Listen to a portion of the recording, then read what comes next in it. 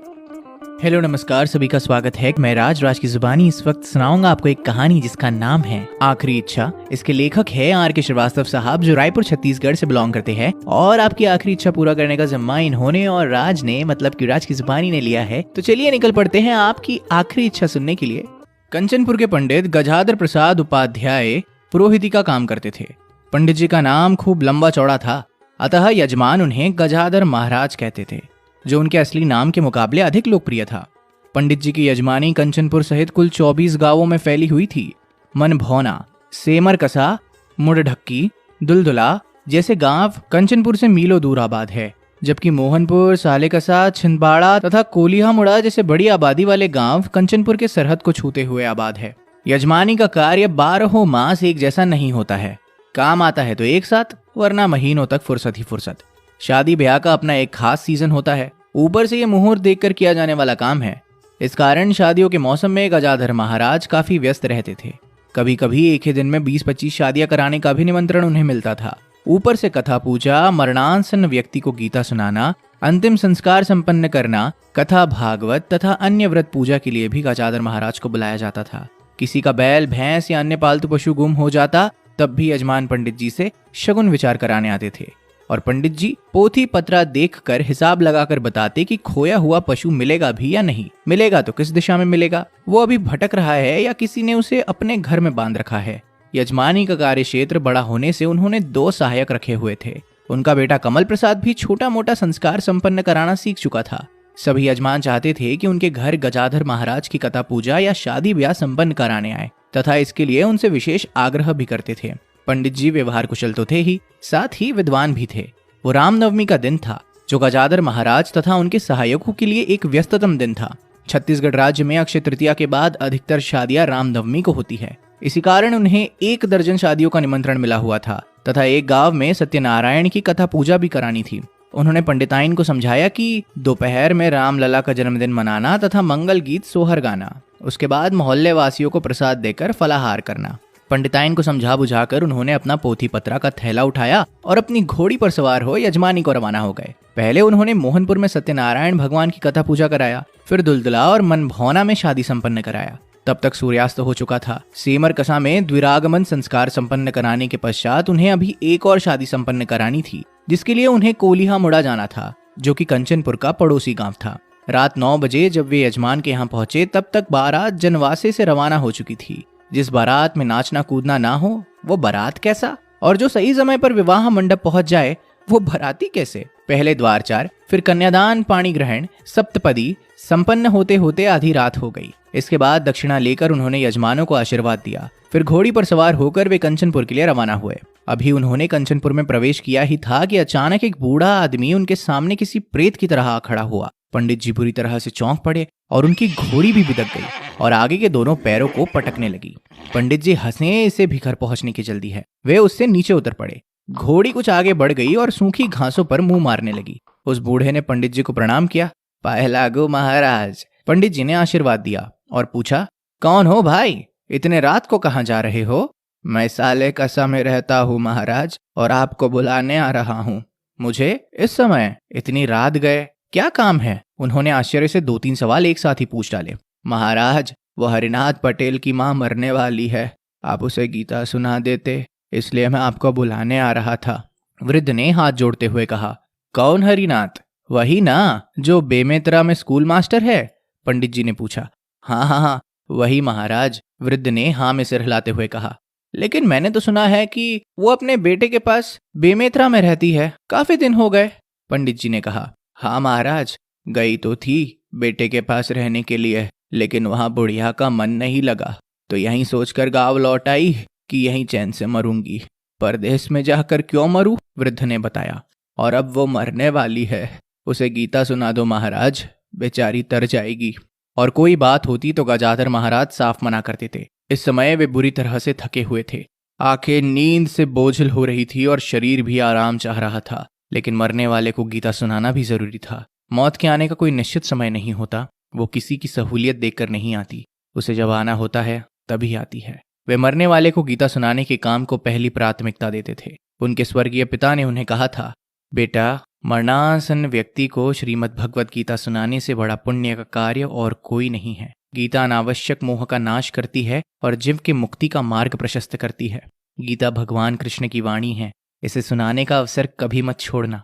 पिता की बातों का स्मरण करते हुए पंडित जी ने कहा, तुम यही ठहरो, मैं घोड़ी को बांध कर आता हूँ।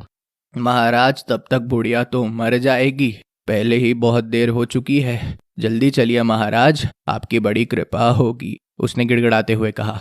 पंडित जी ने पलटकर पीछे देखा तो उन्हें अपनी घोड़ी कहीं न दिखी। उन्होंने सोचा, गांव में तो है ही, घर पहुंच ही जाएगी। पोथी पत्रा का थैला उनके पास ही था। किसी अज्ञात शक्ति से प्रेरित हो वे उस वृद्ध के पीछे पीछे चल पड़े। आधा कोस की दूरी तय कर वे दोनों साले कसा पहुंचे। पूरे बस्ती में रात्रि के तीसरे पहर का घोर सन्नाटा व्याप्त था, जो कुत्तों के भौंकने से ही भंग हो रहा था। वो वृद्ध सफेद चूने से पुते एक भारी मकान के आगे ठहर गया। मकान का दरवाजा खुला था, लेकिन उसमें कोई हलचल नहीं थी, जैसे कि मरणासन्न व्यक्ति के घर में होना चाहिए था। पास पड़ोस के तमाम लोग सोए पड़े थे। ये पंडित जी को ताजुब में डाल रहा था। वृद्ध ने हाथ से भीतर जाने का इशारा किया और आप बाहर ही ठहर गया। भगवान का स्मरण कर पंडित जी मकान के अंदर गए।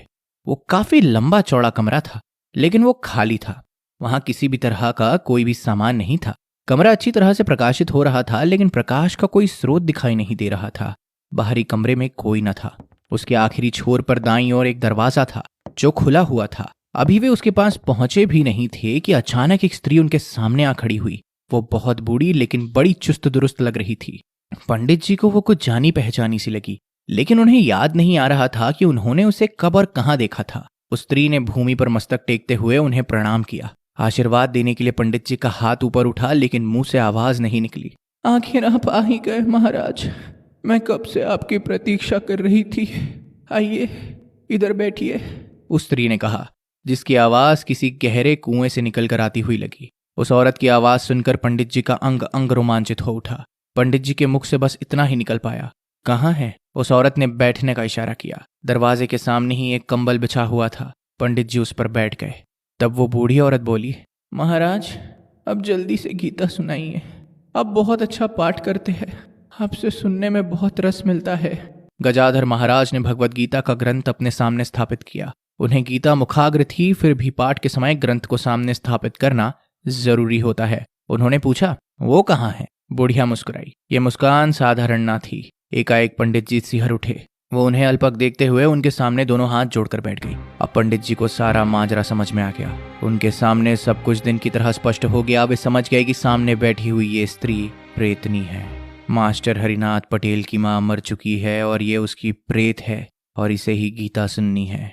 हरिनाथ पटेल की मां को मरने से पहले गीता नहीं सुनाया गया होगा, इसलिए वो अपनी अधूरी इच्छा पूरा करने के लिए उन्हें इस तरह यहाँ लेकर आई है।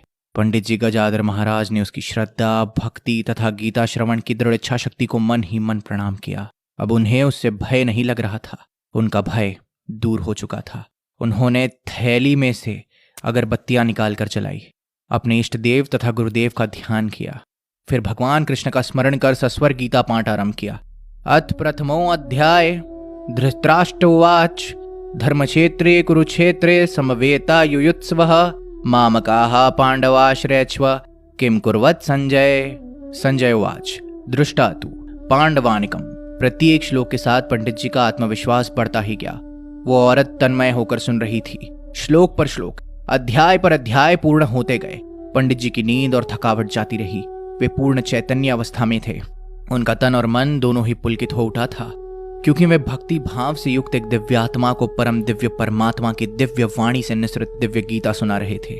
नयनम छिंदती शस्त्राणि नयनम दहति पावक न चैनम क्लेदयन्त्यापो न शोषयति मारुतः। आत्मा अजर है, अमर है। उसे ना शस्त्र भेद सकती है, ना आग जला सकती है, ना इसे जल गला सकती है, और ना ही वायु सुखा सकती है। ऐसे ही एक आत्मा उनके सम्मुख बैठी थी। पंडित जी के नेत्रों से प्रेमाश्रु बहने लगे। उन्हें आज अपना पौरोहित्य का कार्य सफल होता हुआ जान पड़ा। उन्हें ईश्वरीय कृपा की साक्षात अनुभूति हो रही थी। पाठ आगे बढ़ता गया। वो औरत प्रेतात्मा मंत्रमुग्ध हो श्रवण कर रही थी। प्रत्येक श्लोक के साथ उसके मुखमंडल पर परम संतुष्टि का भाव बढ़ता ही गया। यत्र योगेश्वरः कृष्णो यत्र पार्थो धनुर्धरः तत्र श्रीर्विजयो भूतिर्ध्रुवा नितिर्मा तिर्मम्। ओम तत्सदिति। मोक्षस्न्या संयोगो नामाष्टदशो अध्यायः। श्री कृष्ण भगवान की जय। गीता पाठ पूर्ण हुआ। अब बुढ़िया के मुख पर परम संतुष्टि का भाव था। उसने भूमि पर मस्तक टेक कर पंडित जी को प्रणाम किया, उन्हें कृतज्ञता पूर्वक देखी, धीरे से मुस्कुराई और उनके देखते ही देखते हवा में विलीन हो गई। पंडित जी ने गीता को प्रणाम किया, भगवान को प्रणाम किया, साथ ही प्रार्थना की कि वे हरिनाथ पटेल की मृत माता को सद्गति प्रदान करें। फिर वे मकान से बाहर आ गए।